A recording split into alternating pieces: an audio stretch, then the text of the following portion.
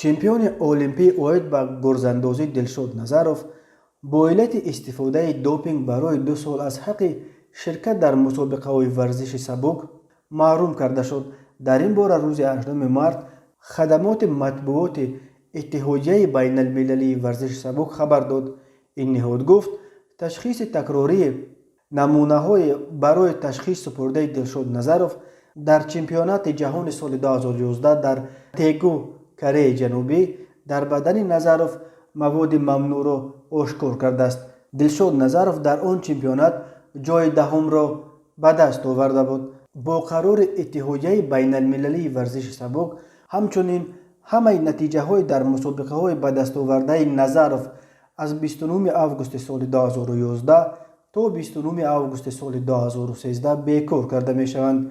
ماجرای دوپینگ دلشاد نظرов سال 2019 آغاز یافته و او را هنوز ماه سپتامبر سال 2019 از حق اشتراک در مسابقه محروم کرده بودند.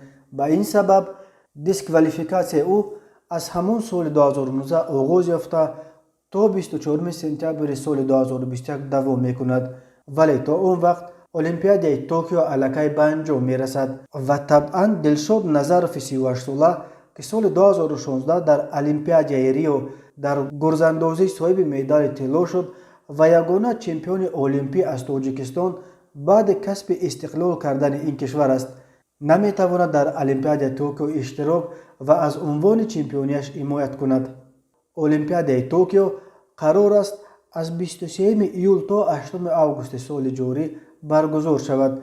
دلشاد نظرов در یک واکنش پر احساس در فیسبوک با اظهار تأسف از قرار منع اشتراکش در مسابقات گرزاندوزی این قرار را به انصافانه نامیده و تاکید کرد که هدف اصلی این ماجرای دوپینگ در اطراف نام او گرفتن پیش روی شرکت وی در المپیاد توکیو بوده است. وقتی مولت منع اشتراکم را دیدم فهمیدم که مرا در المپیاد توکیو دیدن نخواستند، چون که المپیاد از 23 ایول تا 8 آگوست دایر می شود، ولی من را تا 24 سپتامبر از حق اشتراک در مسابقه ها محروم کردند. آنها حق اشتراک من در المپیاد توکیو را از من گرفتند، نوشته است دلشاد نظرов. دلشاد نظرov خوشنامترین ورزشگر تاجیکستان امروز به شمار می رود. او یگانه چمپیون المپی بعد استقلال تاجیکستان بوده، بجز از مدال طلای ریو سال 2016 همچنین سال 2015 مدال نقره چمپیونات جهان و سال 2006 2010 و 2014 مدال های طلای بازی های آسیا را به دست آورده است. فعلا نظرov پرزیدنت فدراسیون ورزش سبک تاجیکستان و معاون اول رئیس کمیته جوانان و ورزش حکومت تاجیکستان بوده، در این مقام آخر رهبر تمام امور ورزشی این کشور را در دست دارد.